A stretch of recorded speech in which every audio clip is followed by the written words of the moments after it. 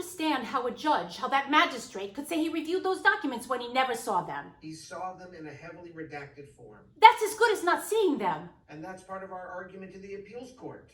Stan is too late anyway, isn't that what they said? And we believe the court is wrong on that point. It's not about when Stan suspected he'd been drugged, it's about when he knew. And coming to that knowledge when the defendants are doing everything in their power to keep him from finding out. How long will the appeal take? Another year, perhaps, hard to say. Another year for them to decide he doesn't have a case. If I thought that, I wouldn't file. Please don't get me wrong. I never tell Stan to give up. I'm the one who told him to sue in the first place. But I worry what this is doing to him. And I've told him until the appeals court rules, everything is on hold. So put this aside and get on with life. Get on with life? How? He's never had a life. That's a little harsh, Sylvia. It's true.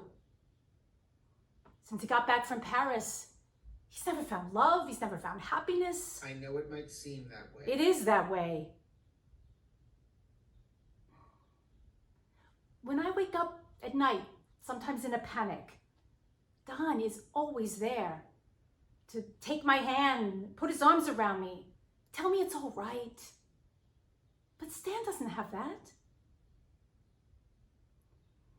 If he goes through all of this and he isn't believed, I'm afraid it'll knock him down so hard he won't get up again. We have a lot of evidence, Sylvia. But no witnesses. We have witnesses. No one who was there. Gottlieb was there. And he says he wasn't. We put him on the stand and the jury will conclude differently. I don't know how to help my brother. I've never known how. How to even begin. Just be in his corner, Sylvia. That's what he needs.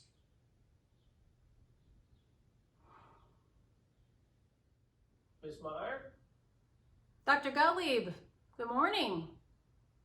Is it? With you on my doorstep? When you said you lived out of town, I was thinking of a suburb in Fairfax.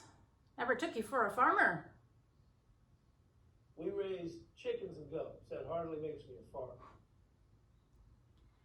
So what can I do for you today? I didn't get a response to my letter. Your letter? I know you got it. I sent it by certified mail. Oh, yes. I've been meaning to get to that. A bit busy here. Your wife says you're getting ready to go abroad. That's correct. To India. Yes. For how long?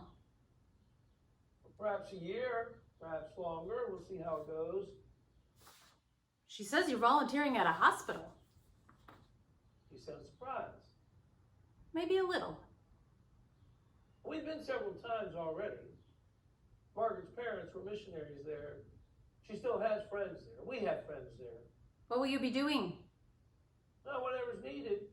Tend to patients, bring them meals, that sort of thing. It's God's work. Collecting mitzvahs. Now, call it that if you like. Very admirable. Now that I'm retired, I have time for things that interest me. Does that include folk dancing?